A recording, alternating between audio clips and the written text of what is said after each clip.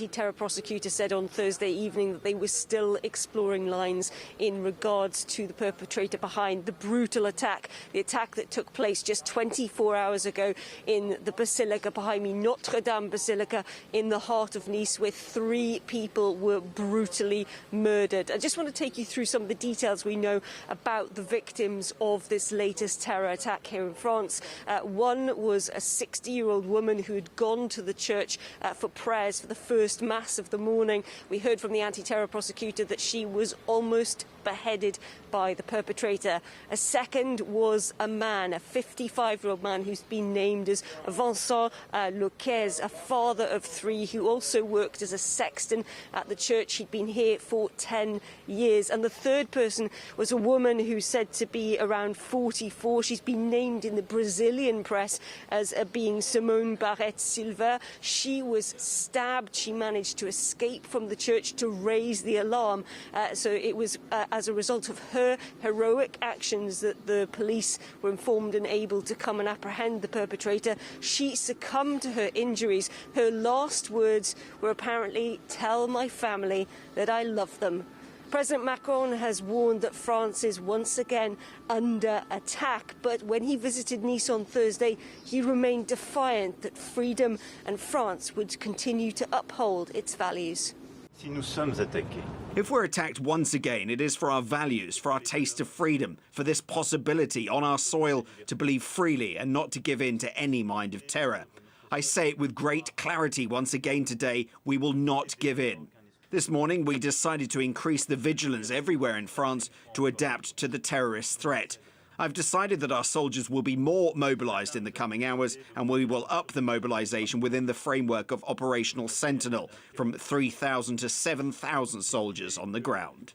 Macron there referencing Operation Sentinel. This is an operation that was set up back in 2015 when that first terror wave really hit France following the attacks at Charlie Hebdo, and then later in the year in Paris, which saw the Bataclan attack and those very many people who were killed in those coordinated attacks by terrorists. 4,000 extra security personnel now deployed across France, particularly at sites like this church and also at schools. And one of the reasons that religious sites are getting the priority when it comes to security is because there was a release earlier this week from Thabat, which is a press agency linked to the terror network Al-Qaeda, which suggested that Christian symbols should be attacked. Nice has already been subjected to terror attacks in the past, including that horrific attack back in 2016 that saw 86 people lose their lives when a truck ploughed into a crowd of people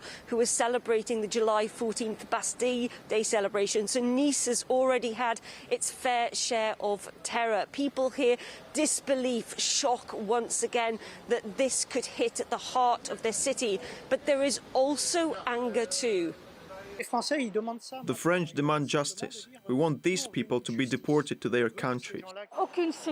There is no safety. 3 people are dead. What will our mayor do? Build another mosque? We are in a country that has witnessed atrocities. Teachers being beheaded, priests having their throats slit. People are beheaded in a church. That's not France. And even if we'd taken all possible security measures, he'd have been able to come in with a knife and do his deadly deed. Zero risk does not exist.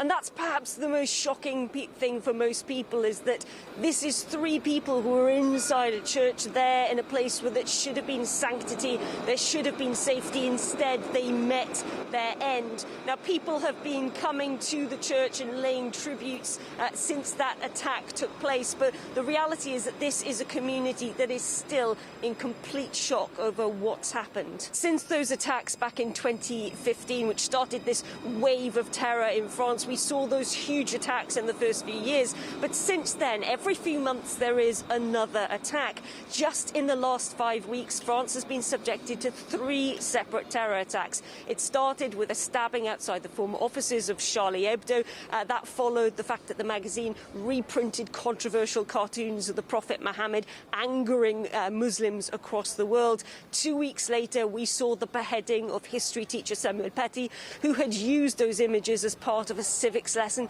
to discuss freedom of speech. And now we have this attack here in Nice.